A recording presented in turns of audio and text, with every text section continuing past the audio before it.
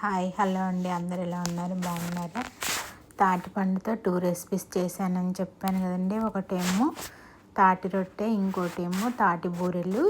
ఇది మొత్తం క్లీన్ చేసుకోవాలండి. ఈ తాటిపండు క్లీన్ చేసుకొని గుజ్జు తీసుకోవాలి.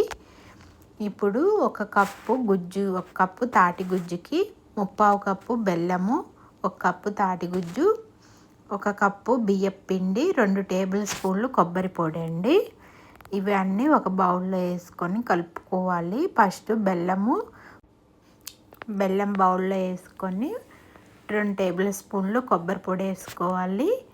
అలాగే మనం గుజ్జు తీసి పెట్టుకున్నాం కదా, తాటి గుజ్జు వేసుకొని కలుపుకోవాలి. బెల్లం మొత్తం కరిగిపోయేలాగా కలుపుకోవాలి. ఉండలేమి ఉండొద్దు, మొత్తం కరిగిపోయే వరకు కలుపుకోవాలి. ఇలా కలిపిన తర్వాత దీంట్లో బియ్యపు పిండి కొద్దిగా యాడ్ చేసుకోవాలి. ఒకేసారి వేయొద్దు, వేస్తే ఒక్కోసారి ఎక్కువైపోయి గట్టిగా అయిపోతుంది. పిండికి సరిపడా కొద్దిగా యాడ్ చేసుకుంటూ కలుపుకోవాలి. మన చేతికి తీసుకుంటే ముద్ద ఉండలాగా ఉండాలండి. గారె ఒత్తుకుంటే ఎలా ఉంటుంది అలాగా ఇట్లా ఉంటే సరిపోతుంది. ఇప్పుడు కడాయి పెట్టుకొని ఆయిల్ వేడి చేసుకోవాలి. ఒక కవర్ మీద ఆయిల్ రాసుకొని కవర్కి అతుక్కోకుండా వడ చేసుకొని దాంట్లో వేసుకోవాలండి ఆయిల్లో. ఇప్పుడు మీడియం ఫ్లేమ్ కానీ స్లో ఫ్లేమ్ కానీ పెట్టుకొని కాల్చుకోవాలి. బూరెలు చూడండి ఎలా పొంగుతున్నాయో.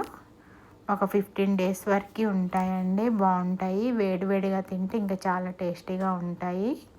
చల్లారితే కొంచెం గట్టిగా అవుతాయి. అన్నీ ఇదే విధంగా చేసి పెట్టుకోవాలి. తాటిపండు ఎప్పుడు దొరకదు కదండి, ఇలా సమ్మర్లోనే దొరుకుతూ ఉంటుంది.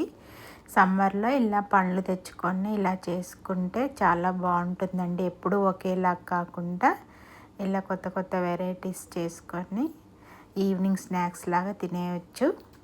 చాలా బాగా వచ్చాయండి. చూడండి ఎంత పొంగాయో. బూరెలు బాగా పొంగాయి. 1 week వరకు నిలవ ఉంటాయండి. కాకపోతే చల్లగా అయితే కొంచెం గట్టిగా అవుతాయి. నా వీడియో నచ్చినట్లయితే లైక్ చేయండి, షేర్ చేయండి, సబ్స్క్రైబ్ చేయండి. Thank you for watching.